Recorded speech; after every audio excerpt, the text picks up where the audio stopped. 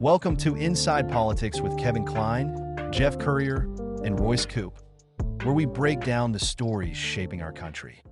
Welcome to another edition of Inside Politics. Gentlemen, it is Friday when we tape this, and just recently, President Donald Trump tweeted out on Truth Social that he had a great conversation with Prime Minister, not Governor, Prime Minister Carney, and he is very excited about the future for the United States of America and Canada. This is a major turn in events that I think puts Carney in a very different light. Well, it's a major turn in rhetoric, but it's Donald Trump. And if his website is called Truth, I mean, that's an oxymoron to begin with.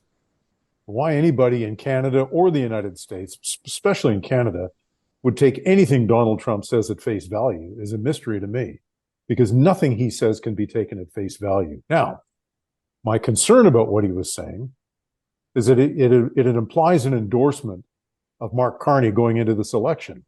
And in my mind, that constitutes foreign interference in our election. It's a deliberate attempt to influence the outcome of our election. Which way it's intended, who knows? That's quite a statement, though, Jeff. That's right. A big statement. Okay, but because if Donald Trump is endorsing a candidate for the prime ministership of this country, that constitutes foreign interference. Now, does he really want Mark Carney to win this election? Because Donald Trump must surely be aware that if he was running for prime minister in Canada, he would garner no more than about 15% of the popular vote. Does he really want Mark Carney to win, or is he trying to sabotage him? Either way, he should not be commenting on our federal election any more than our prime minister would comment on an American federal election. This is election interference. But we did. I mean, there was afterwards that Trudeau commented after Trump won, so I will say that. But there was comments made about when he was running for office. There was politicians in Manitoba that made comments about the fact that he might win the election. So a lot to unpack there. And I'm not disagreeing with you, but Royce, is from a political science perspective, you are a political science professor. Could this be deemed as interference? Yeah, I mean, interference has a kind of formal legal definition, but then it has a kind of broader definition, and I mean, it's certainly unwelcome. We don't want foreigners, foreign leaders interfering in our elections, kind of sticking their noses into our internal politics, especially when it's the United States. It has such an important impact on the country, jobs, the economy. This is kind of an interesting thing. I think on one hand, you could interpret Trump's statement as an endorsement of Carney. He wants Carney to be elected. He wants him to be the prime minister after this election for whatever reason. It might just be that, which is something that you would think Carney would not welcome. Trump's endorsement is not a good thing for politicians right now. Or it can be something that Carney's going to spin as, he convinced Trump. He's presented the strong arguments. He strong-armed the strong man. He got his way on Canada's behalf. And so now we're probably in a bit of a spin war between the parties. How is this going to get spun? Is this a great triumph for Carney? Or are we starting to get an indication that Trump actually wants Carney? And if that's the case, and if that starts to seep into the public consciousness, that's a problem. We probably don't want the candidate that Trump wants. Yeah, but every media outlet, I think, across Canada, with the exception of us right now and the Winnipeg Sun, which is independently owned, but it seems to me that we've wanted this election to be about Trump. The Liberal Party has made it about Trump. I've said before, I think the Liberal Party loves the idea that there's a tariff thing going on right now. Look at what it has done for them when they brought Carney on as the leader. So I guess it's one thing to say, here's Trump getting involved in the election, and I'm not sticking up for him in any way. I'm trying to give this a different perspective here. Is that how can we blame him for saying, oh, I look forward to working with Carney, yet we're making him the center point of this election anyways? With the tariffs, it's all about Trump. It's all about Trump. Every party now is talking about Trump. You got Wab Kinew, the premier of Manitoba, for whatever reason, thinking that he's the prime minister of Canada, doing announcements with giant flags behind him. It's all about going after Trump and the tariffs. So did we not? Are we not the ones? Like, we didn't ignore Trump. We made him the spotlight. And so is it wrong for him to come out and say, hey, yeah, you know what? I had a good conversation with Carney. And I'm not endorsing Carney in any way, shape, or form or anybody. No, I think Canada has been drawn into the vortex of this tariff conversation My guess is that tariffs are going to last a shorter period of time than COVID did. I And I disagree think we, 100%. you disagree? Yeah, I I, think that I think, Trump's I think, made it. Let me tell you I think why. this, Just to be in fairness, let me okay. tell you why. Because Trump has made a commitment to get rid of income tax in the United States. And the way to replace that revenue is to put tariffs on. So, yes, products might be a little more expensive. But if you were to say to the general population, you no longer have to pay income tax, you're just going to pay a little more. It's a goods and services tax. Call it what you want. But at the end of the day, from an economic standpoint, tariffs are a goods and services tax without calling it the GST. So I think his plan is to do what he said, eliminate income tax for 150,000 and under. I don't know what president comes in after him and wins an election by saying, I'm going to get rid of tariffs and you're going to start paying income tax.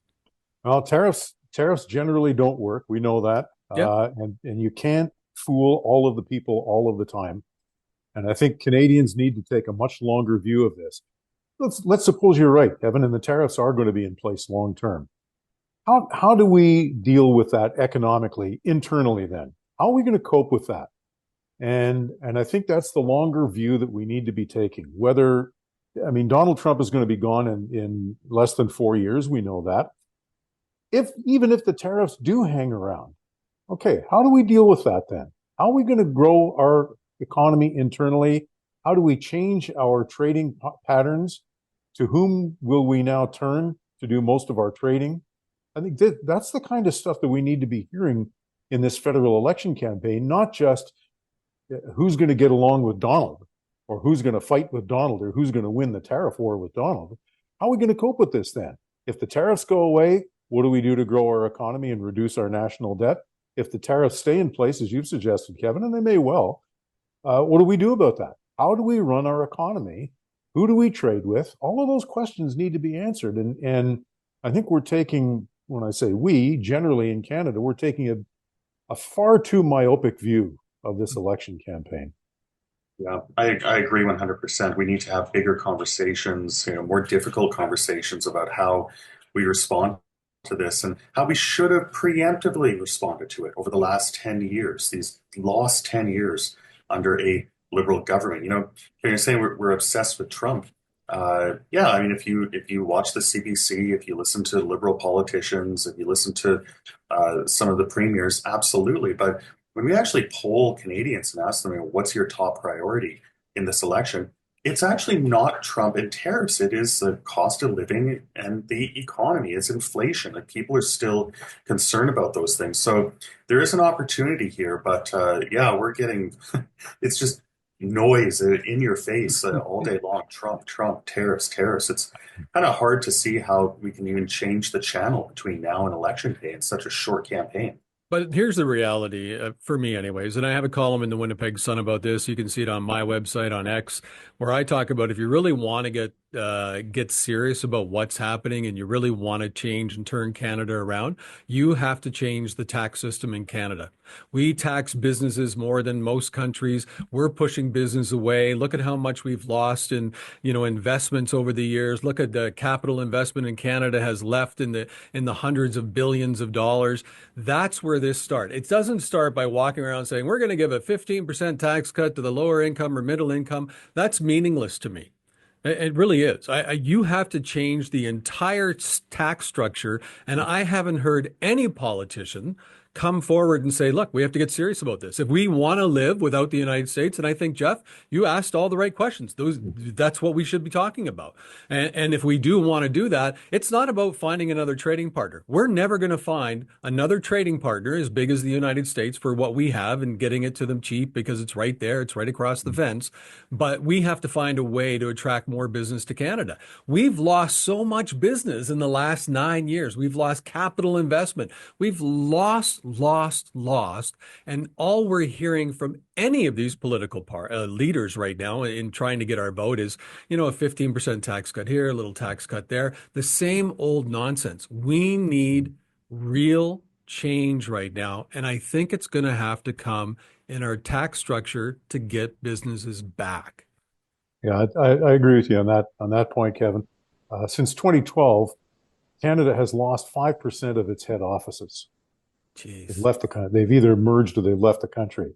That's not a good sign. that says that this is, and I know people say, oh, well, it's only a handful of people working in those offices. That's not the point. I mean, locally, it's important to have those people because they tend to be high income earners. They pay a lot of taxes. They generate a lot of economic activity.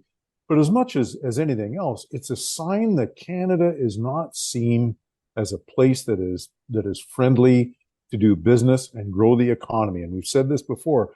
We can't all work for the government. You know, I've used this joke before, that the old economist joke that if we all took in each other's laundry, we'd have an economy.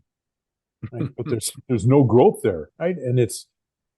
And we just don't focus on that kind of growth, Kevin. You're absolutely right. And we need to make this a place where people want to come and do business. I mean, in our home province of Manitoba, in the recent budget that was released, bracket creep is back.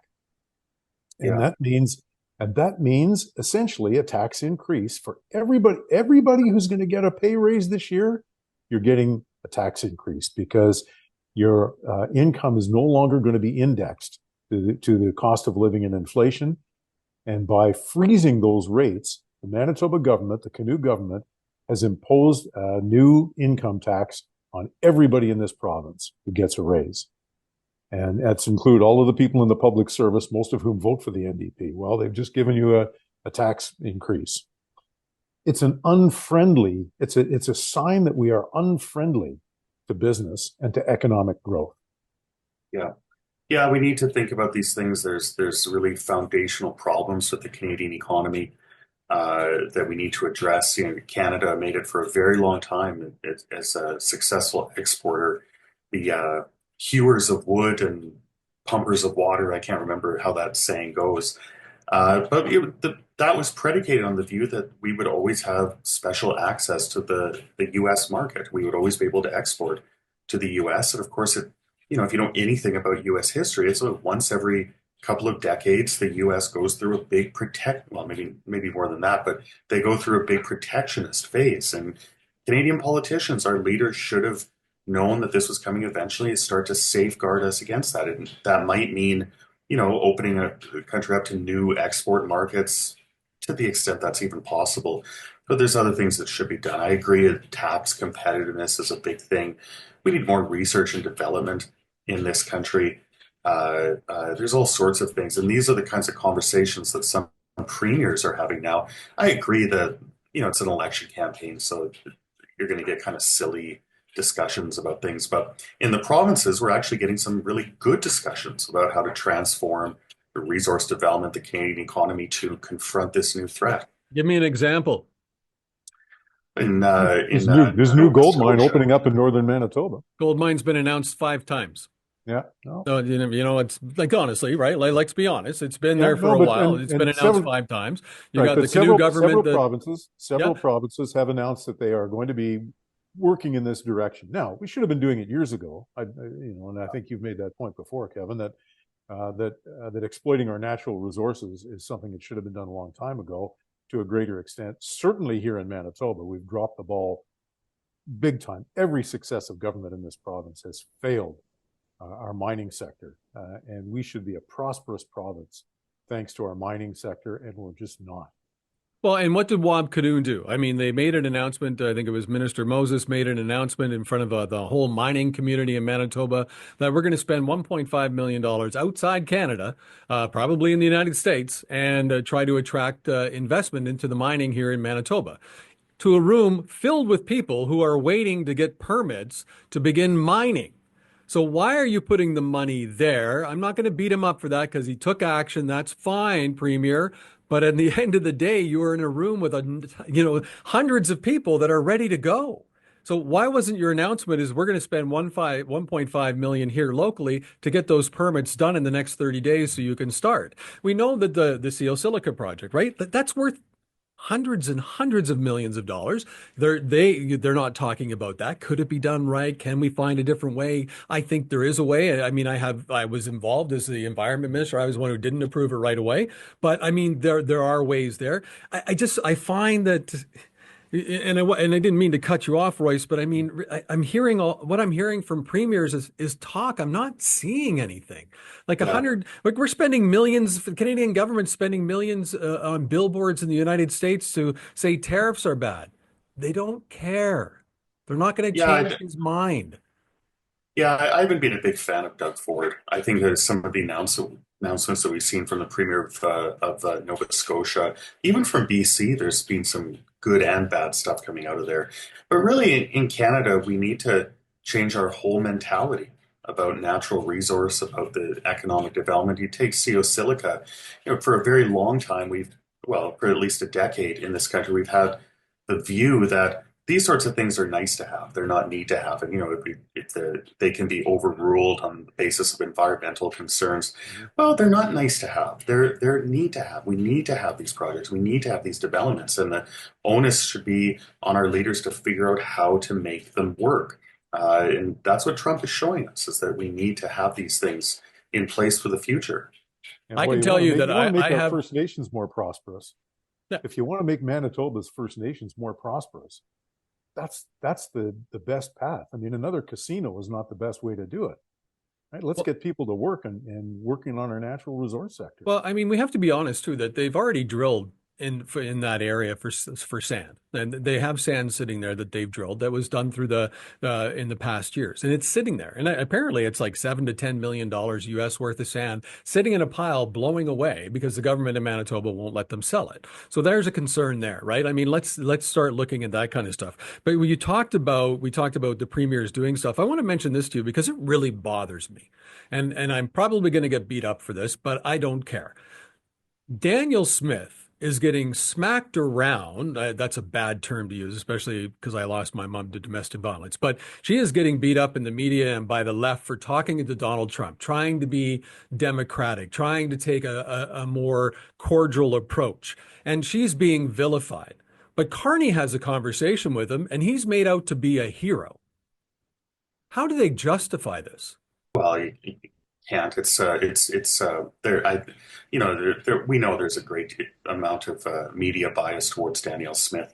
My advice to Smith would be to sit things out for the next month, solely because it plays into a narrative, a federal liberal narrative about her that they can then connect to Polyev.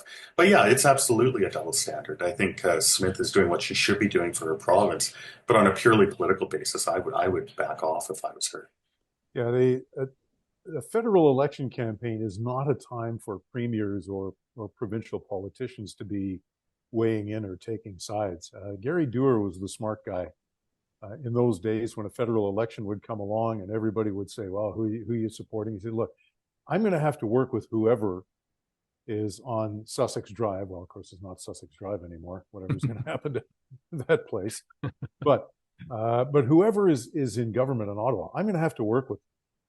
So, why pick sides? Why get into a fight, a preemptive fight with somebody that you might have to do business with for the next 4 years? So I think Royce's point is great. It's good advice, not just for Daniel Smith, but for all the premiers. So when it comes to the premiers, though, are we seeing enough from like you talked about Doug Ford? Now Doug Ford has come out and said he's going to fight like he's never fought before. This is after saying he's going to put a 25% tariff in and then taking that tariff off. So I agree that, Royce, your advice is right. They should all just back away and stay out of it. Can that happen in this election? Do you think that will happen? Will they take that advice? Probably not, because they're politicians. Doug Ford, the whole electricity thing's going to cut off electricity, and he changed his mind an hour or two later. That was a total debacle. That hurt our position, hurt our bargaining position. He should absolutely back off this right now. If premiers want to say anything, they should be talking about how they're going to improve our prospects moving forward in their provinces. I wouldn't be volunteering in this right now. Canadians have a right to have an election campaign, to have a clear choice in this federal election, without foreign actors or actors from other levels of government kind of sticking their noses in and kind of messing with the process. And that's what's happened so far.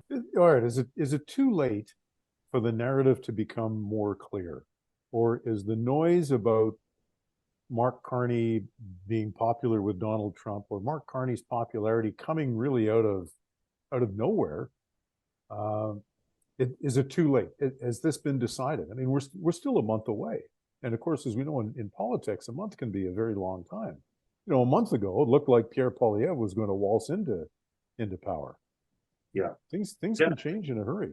So how do you Campaigns. explain, sorry, Royce, how do you explain then, like Pierre Poilievre packing the rooms whenever he goes somewhere, right? In the small town Canada or even in the large centers, he seems to be drawing very big crowds. But when you look at what's happening on social media, you look at the polls, you look at what's happening, even in the media, it doesn't seem that that's has any meaning whatsoever. Yeah, I mean, we can't deny that Carney is ahead. There's been many polls now that are demonstrating this. Like, this is just the reality. But the one problem for the Liberals and a good thing for the Conservatives is that the support that Pierre has built for the party is pretty rock solid. Those are convinced voters. They are going to come hell or high water. They're going to go vote for Conservatives in this election campaign. Carney's support is much more iffy. They're much more tentative. They're not as solid. They're still open to being convinced. And so that liberal lead could evaporate under the right circumstances. I actually think that kind of explains why Pierre is getting these massive turnouts at rallies. Like, his supporters really like him. They're really going to go vote for him, whereas he's still behind in the overall polls. I think I'm going And to But say how this much? before Jeff Courier says it. The best way to maybe make this election change is for Singh to step down and put a new NDP leader in really fast. Probably not going to happen, but it'll happen the day after the election, no doubt. How much of Pierre Poilievre's popularity over the last couple of years has been based on the fact that he's not Justin Trudeau? Mm. Yep. Yeah, it's a big part of it. I mean, it's undeniable. As soon as Trudeau stepped down, the Liberal Party began to go up in the polls. I think that Conservatives need to not light their hair on fire right now. Like, yeah, they're behind in the polls, but campaigns can change things. We actually saw just yesterday there was a poll that was leaked, and this high-profile conservative strategist was criticizing the national campaign, saying they need to change focus. They need to focus more on Trump. Well, I can tell you, this is how Tories lose. Tories do not. They lose when they fall apart, when they lose discipline, when the Tory syndrome takes over, when they start firing inwards, throwing dinner buns at each other. This is how the party loses. If Polyev has a shot to win this, there's still a month. Carney is a pretty untested candidate. There's lots of opportunities. But if the party is going to lose, it's going to be because of this. They start to lose discipline. They start to fall apart. We've seen it countless times throughout Canadian history, and we're seeing it right now before our eyes. Well, if you look at any of the mainstream media, television, let's talk about, I don't see any pundits on any of these programs, their news programs, or when they talk politics that are pro Poilievre anymore, right? You've got Thomas Mulcair, who is a big Carney supporter. So I mean that's a big NDP shift going to Carney, and I'll say it again. I've said it before. That's where I think his boost is coming from, right? People are jumping the NDP ship and getting onto the Carney bandwagon, and that's where his win is coming. So I really again will point back to it seems like other people are controlling the narrative, and I want to touch on this because we have to talk about the fact that let's go back to the very start when we said Trump was getting involved. I think there's other people getting involved in this campaign, even within our own country, that are putting out the narrative that they want Canadians to buy. And I am at a loss in how to change that. I don't know that you can. There are people who have a vested interest in preserving the status quo. People in the print media in Canada receive subsidies from the federal government. The CBC receives all of its money virtually from the federal government. And there are a lot of people who have a vested interest in maintaining the status quo. Yeah, but if you're a conservative right now, the way you change it is by stop watching the news, stop looking at polls, stop accepting the narrative, and go and knock on doors. That's how the election is going to be won. A good example of what you just described, Kevin, is the way that the NDP is being portrayed in this election campaign. NDP numbers are everyone's talking about Poilievre's numbers. Singh's numbers are so bad right now. This could be the worst outcome for the NDP since the 90s, since 1993, when Audrey McLaughlin was the leader. They could well lose official party status in this election. And no one is really talking about that. The NDP, very successful here in Manitoba, in the provinces. They're about to face what looks like Armageddon in this election, and facing years of rebuilding. And no one is really talking about that at all. Interesting times. That's for sure. We'll see how the 4 weeks play out.